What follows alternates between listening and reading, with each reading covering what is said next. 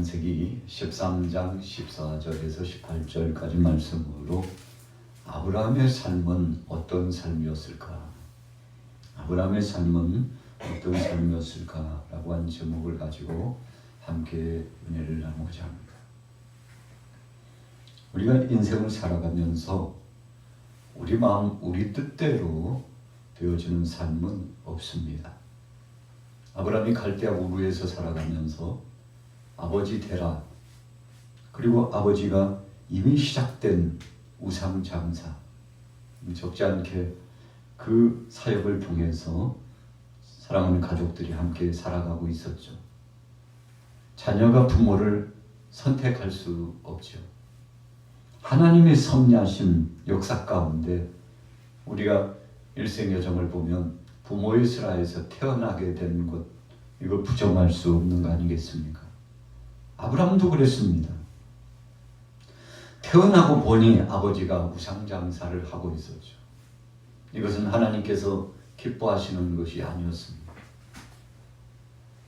그러나 칠흑같이 어두운 가정이었지만, 소망의 역사가 없는 가정이었지만, 그 가정을 통해서 뭔가 비전을 가질 수도 없는 참 열악한 환경이었습니다만, 그런데 하나님께서 그 가정, 특별히 아브라함을 통해서 영광 받으시기로 작정하셨다는 것입니다. 하나님의 부르심이었습니다. 아브라함이 자원해서 선택한 길이 아닙니다. 하나님이 강권하셔서 부르셨습니다. 오늘 12장 1절에 보세요. 여호와께서 아브라함에게 이르시되 너는 너의 고향과 친척과 아버지의 집을 떠나 내가 네게 보여줄 땅으로 가라. 여러분, 하나님께서요 아브라함에게 묻지 않으셨어요. 아브라함, 내가 너를 부르고자 하고 쓰기를 원하는데 내 말대로 할 거야, 안 할 거야? 이렇게 하나님이 아브라함에게 어떤 선택권을 주고 그리고는 불러주신 것이 아니었다는 것입니다. 하나님의 명령이었습니다. 여러분, 이것을 하나님의 부르심, 소명이라고 표현합니다. 우리가 가정에서 가족들과 함께 살아가면서 어떤 사람은 부모의 신앙 영향을 받기도 하고, 또 가족과는 상관없이 단독적인 믿음, 어떤 누군가의 복음의 씨를 부여받고 씨 뿌림을 마음밭에 바꿔서 예수님을 구주로 영접한 사람 있죠. 여러분, 가족의 영향이나 아니면 개인적인 결단이나 주위 사람들의 영향력에 의해서 부름을 받는 거 아니겠습니까? 오늘 아브라함은 하나님이 저를 직접 불러주셨습니다. 너는 너의 고향, 친척, 아버지의 집을 떠나 내가 네게 지시한 바로 그 땅으로 가라. 여러분, 이것은 어떤 선택의 여지가 없는 하나님의 부르심이었고, 하나님이 아브라함을 부르시는 소명의 역사였습니다. 그래서 신앙인들은 누구나 다 소명의 순간이 있습니다. 저에게도 있고 여러분들에게도 있습니다. 언제 어떻게 부름을 받았느냐에 따라서 그 사람의 삶이 달라지는데, 중요한 것은 첫째, 하나님의 부르심이 있었다는 것입니다. 오늘 아브라함이 하나님의 부름을 받았습니다. 그런데 하나님이 그냥 부르신 것이 아니라는 거죠. 자, 2절, 우리 12장 2절 같이 한번 읽어볼까요? 2절 말씀 시작. 내가 너로 큰 민족을 이루고 내게 복을 주어 내 이름을 창대하게 하리니 너는 복이 될지라. 여러분, 하나님이 아브라함을 부르시는 소명의 과정 속에 그냥 부르지 않고 약속을 주셨다는 것이 좀 다른 점입니다. 그래서 오늘 본문 말씀에 의해서 우리 자신을 비춰보면 우리도 하나님이 그냥 부르시는 예는 없습니다. 여러분, 하나님이 다 계획이 있으십니다. 하나님의 섭리가 있으세요. 하나님이 하시고자 하시는 일, 쓰시고자 하시는 일이 분명히 우리에게 조명되고 있었다는 것입니다. 내가 너로 큰 민족을 이루고, 아직요 까마득합니다. 단신이서 고향을 떠나 출발하게 되는 것이죠. 조카록과 더불어서 함께 나와서 새로운 둥지를 틀고 삶을 시작해야 되는 그런 관계에 있습니다만, 여러분, 그러나 중요한 것은 아브라함, 단신이 출발한 아브라함을 통해서 큰 민족을 이루게 해 주시겠다고 하시는 것은 참 막연한 약속입니다. 적어도 그 당시에 아브라함이 생각할 때는, 이야, 깜깜하다. 앞이 캄캄해서 보이질 않아. 눈으로 구분이 되지 않습니다. 손에 잡히지 않습니다. 어떤 현상적으로 드러나거나 나타내지고 상식적인 어떤 범위가 좀 이해될 만한 것이 있으면 좋겠습니다만 아무것도 없었다는 것입니다. 그런데 하나님이 큰 민족을 이루게 해주시겠대요. 그리고는 복을 주시겠답니다. 이름을 참되게 해주셔서 너는 복이 될지라. 여러분, 복의 근원이라고 하는 의미로 해야 더 정확하고 바르겠죠. 너는 복이 될지라. 그래서 아브라함이 가는 곳곳마다 하나님이 함께 하셨습니다. 아브라함의 이 이름을 통해서 하나님의 영광을 받으시고, 처음에는 아브라함, 작은 동네 한 집안의 아버지가 아브라함으로 바뀌잖아요. 열국의 아버지, 전 세계 국제적인 아버지로 그렇게 하나님께서 바꿔주시게 됐는데, 여러분, 그래서 인생 바뀌는 것 순간입니다. 하나님이 그렇게 해주셨어요. 오늘 저나 여러분들도 단신에서 믿음으로 출발한 예가 많습니다. 저도 마찬가지입니다. 하나님 앞에 결단하면서 새로운 전환적인 삶의 행보를 내디뎌야 하는 중대한 결단의 순간이 왔습니다. 그때 믿음으로 하나님을 앙망하고 찬송하고 그분의 부르심에 아멘, 아멘, 하나님의 부르심 앞에 아멘하고 순종하였죠. 여러분, 청소년 시절에 하나님이 강력한 능력과 은혜를 주셔서 감동을 주심으로 그냥 예수 그리스도를 구주로 영접하는 성도로서의 삶, 일반적인 삶뿐만 아니라 적극적으로 복음을 증거하는 전도자로, 또 목양을 하는 목회자로서 살아가겠다고 하나님이 주신 감동으로 아멘, 아멘, 그렇게 하겠습니다. 하나님의 부르심에 아멘입니다. 여러분, 이렇게 결단하고 오랜 시간이 지나 지금까지 오게 된 거 아니겠습니까? 여러분들도 마찬가지입니다.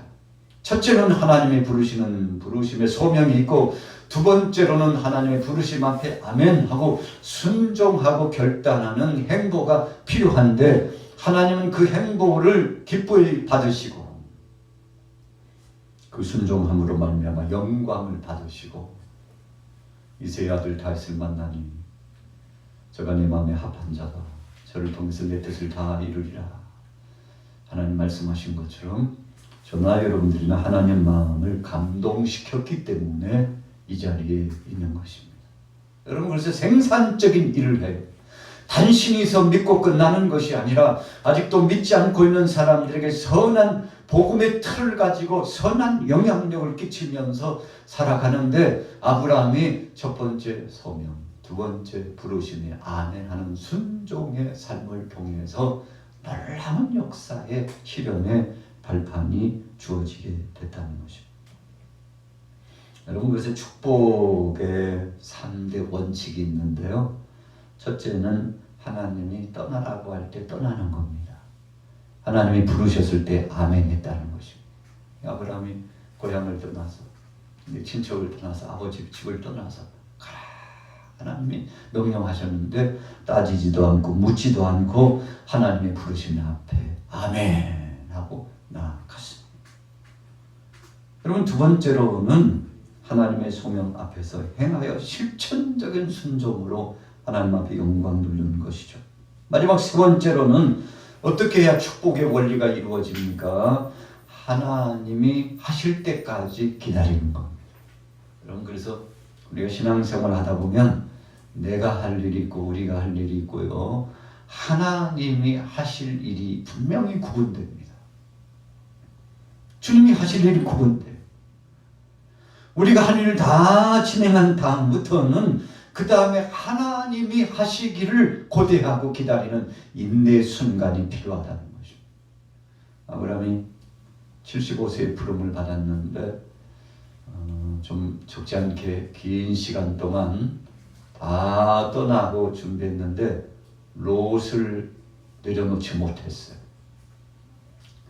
롯의 아버지가 먼저 하나님 앞에 부름을 받았죠. 아브라함의 조카예요. 너무나 측은해요. 롯만 생각하면 마음이 아파요. 그래서 자기가 책임져 돌봐야 되겠다고 생각하고 꽉 롯을 붙잡고 놓아주지 않았죠. 여러분, 사실 하나님 앞에 맡기고 내려놓으면 가볍고 편한 것임에도 불구하고 아브라함이 그렇게 하지 못했어요. 수년 동안 롯을 내려놓지 못했어요. 일정한 시간이 지났습니다. 그러나 이제 더 이상 내 뜻대로 할 수 없는 상황이 왔죠. 아브라함의 목자들과 조카 롯의 목자들이 이 땅이 좁으니까 이 좁은 땅에서 더 이상은 같이 머물러 살 수 있는 상황이 아니에요. 여러분, 이것을 우리가 하나님의 섭리적인 관점에 힘몰아가심 이렇게 표현하는 거죠. 하나님이요, 하지 않으면 안 될 만큼 그 상황을 몰아가실 때가 있어요. 그래서 아브라함이 조카 롯을 얼마나 사랑했는지 알잖아요. 너무나 그 조카를 사랑하고 위해서 선대해주고 자신의 전부를 내어주기까지 네가 가장 좋은 것을 선택하고 가라고. 여러분, 그렇게 아브라함의 조카 롯에게 다 양보한 만큼 롯은요 굉장히 소중한 사람이었습니다. 그러나 때가 되면 내려놓습니다. 그리고 하나님 앞에 맡깁니다. 가라, 이제는 너 독립해서 나가, 분가해서 나가서 새로운 삶을, 새로운 둥지를 틀고 살아나가라고 내려놓게 되는데, 여러분, 상당한 시간이 흘렀죠. 어찌 보면 아브라함이 인내하면서 하나님의 때를 기다렸을지도 모릅니다. 그러나 조금 더 일찍 조카 롯을 내려놓았다면 좋았을 것이다라고 생각하지 않습니까? 천하범사 때가 있고 기한이 있는데 이제 더 이상은 아브라함이 감당할 수 없는 상황이 왔는데, 그때 아브라함이 하나님 앞에 다 맡긴 거예요. 하나님이 책임져 주옵소서. 그리고는 조카 롯을 독립시키지 않습니까? 여러분, 그래서 하나님께서 이끄시는 대로 순종하고 내려놓았더니 롯이 독립적으로 살아가게 되지 않습니까? 물론 그가 끝까지 믿음으로 가정을 지키고 하나님 영광을 위해서 살아갔으면 더 좋았겠습니다만, 내려놓고도 이 롯 때문에 근심거리가 됐잖아요. 여러분, 믿음으로 살지 않는 것은 근심거리를 주는 겁니다. 하나님 뜻대로 살지 않는 것은 무수한 무거운 짐을 지는 것입니다. 여러분, 그래서 조카 롯이 하나님 말씀대로 예배 중심으로, 하나님 영광 중심으로, 하나님 섭리대로 살아가지 못하고 소돔 땅에 있는 것, 눈에 보기 좋은 것 쫓아가고 따라가고 그것에 매어가지고 종살이를 하듯이 살아가다 보니까 하나님께서 그 땅을 진멸하시기로까지 작정하시지 않습니까? 자, 아브라함이 인내심이 필요했습니다. 하나님의 때를 기다리고 하나님이 하시는 때까지 75세의 약속을 받았지만 25년 후에 아들을 선물로 받았죠. 여러분, 이삭을 선물로 받았는데 25년을 기다립니다. 약속하신 지 하나님께서 하늘의 별처럼 땅의 모래알처럼 창대하게 해주시겠다고 약속하시는데, 오늘 본문 말씀도 보면은요, 걱정하지 말고 자, 동서남북을 바라보라. 네가 눈에 보이는 이 모든 땅을 너와 내 자손들에게 줄게. 그런데요, 자손이 있긴 어디 있어요? 하나님이 허락하신 후세대가 있긴 어디 있어요? 아무것도 보이지 않아요. 그러나 하나님이 약속하시는 거예요. 너와 네 자손들에게 이 땅을 선물로 주리라. 여러분, 참 황당하지 않습니까? 그러나 아브라함은 믿고 기다렸어요. 하나님이 말씀하신 것은 분명히 이루신다는 사실을 믿고 기다렸습니다. 오늘 13장 15절로 나가봅니다. 우리 같이 15절 말씀 16절까지 읽어봅니다. 15절 시작. 보이는 땅을 내가 너와 네 자손에게 주리니 영원히 이르리라. 내가 네 자손이 땅의 티끌 같게 하리니 사람이 땅의 티끌을 능히 셀 수 있을진데 내 자손도 세리라.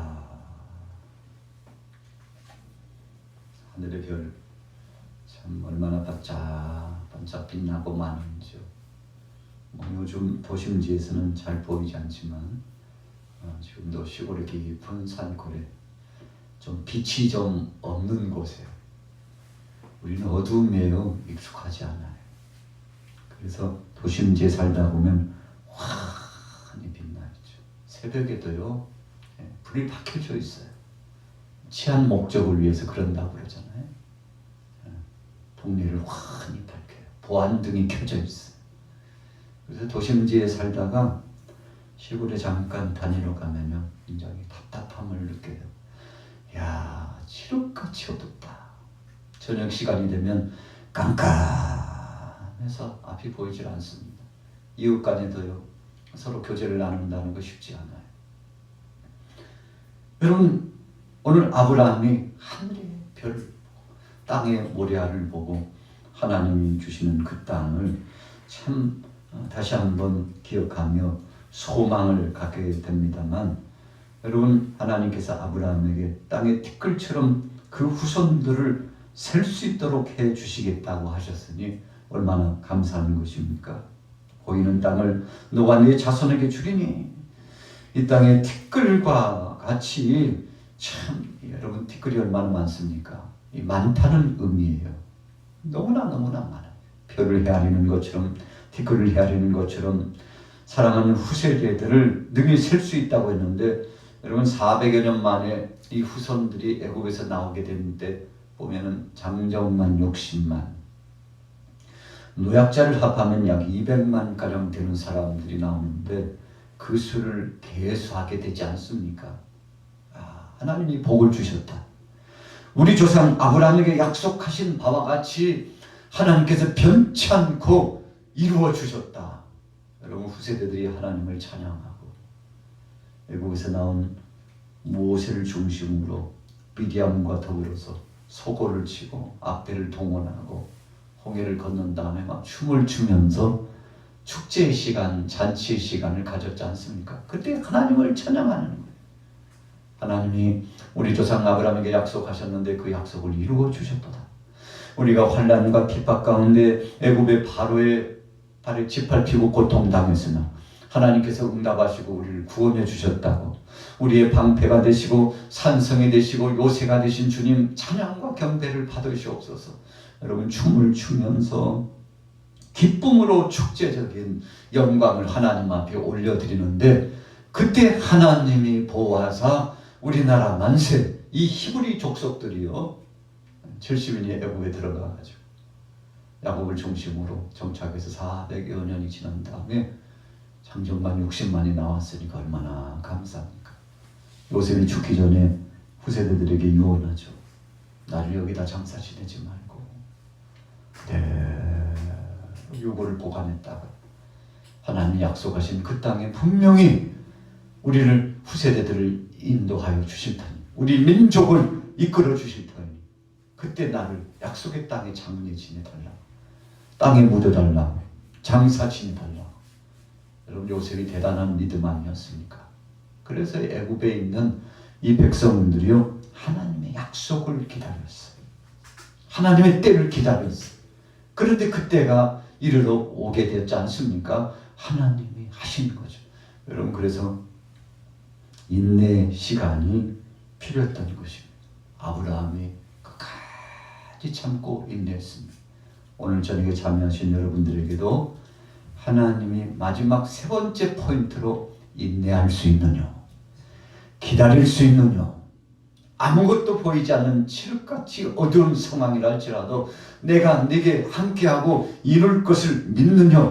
여러분, 그때 아멘, 아브라함이 아멘 하였습니다. 17절에 보세요. 너는 일어나 그 땅을 정과 행으로 두루 다녀보라. 내가 그것을 네게 주리라. 이에 아브라함이 장막을 옮겨 헤브론에 있는 마므레 상수리 수풀에 이르러 거주하며 거기서 여호와를 위하여 제단을 쌓더라. 자, 하나님 앞에 고백하는 신앙의 행보 종결편으로 예배로 영광을 돌렸습니다. 하나님 아멘입니다. 주님이 그렇게 약속하신 대로 될 줄로 믿습니다. 주님 감사합니다. 주님 영광 받아 주옵소서. 여기에서 주님이 지시하신 이 땅에서 둥지를 틀고 새로운 삶을 시작하겠사오니 이 예배를 흠량하여 주옵소서. 주님 지금은 단신에서 출발하는 것 같지만 하나님이 책임져 주실 줄로 믿습니다. 아무것도 보이지 않지만 하나님이 창백해 해 주실 줄로 믿습니다. 무엇으로 고백합니까? 예배로 고백하는 겁니다. 여러분, 그래서 우리가 한 주에도요 예배하는 시간이 굉장히 많잖아요. 새벽 시간에도, 그리고 저녁 시간에 정기 예배 때도, 또 주일날 주님 앞에 나와서 예배하는 시간, 또 개인적으로도 가정에서 매일 가정 예배하는 분들도 있잖아요. 여러분, 그래서 예배를 통해서 하나님 앞에 아멘 하는 것입니다. 예배라는 것은 하나님 앞에 엎드렸다, 그런 뜻이에요. 그분의 뜻에 순종하고 순복하고 엎드렸다, 그렇게 될 줄로 믿습니다. 주님 뜻이 이루어지길 원합니다라고 고백하는 정말 순수성 있는 고백의 시간이 예배입니다. 여러분, 그래서 여러 가지 형식이 있고 틀이 있기는 합니다만 함축하면요, 오늘도 하나님의 뜻이 이루어지기를 원합니다. 예수님의 제자들이 예수님 앞에 가가지고, 예수님, 세례 요한은 자기 제자들에게 기도를 가르쳐 주시는데 우리에게도 기도를 좀 가르쳐 주면 안 되겠습니까? 그랬더니 예수님께서 주기도문을 주셨죠. 이렇게 기도하라. 여러분, 주기도문의 결론이 뭡니까? 하나님 나라가 이루어지고 하나님 뜻이 이루어지기를 원한다는, 여러분, 이런 고백의 기도의 종결 아닙니까? 오늘 아브라함이 장막을 옮겨서 헤브론에 있는 마므레 상수리 숲을 근처에 거주를 하고 이제 하나님 앞에 제단을 쌓고 예배합니다. 목적이 무엇이었습니까? 여호와를 위하여. 자, 오늘 18절 후미에 여호와를 위하여 제단을 쌓고 하나님 앞에 영광 돌리는데 하나님께서 흠량하여 주셨습니다. 오늘 수요예배에 나오신 여러분들에게도 이런 위대한 고백이 주님 앞에 있어지시고 주님 앞에 영광 돌리시게 되기를 예수님의 이름으로 축원합니다.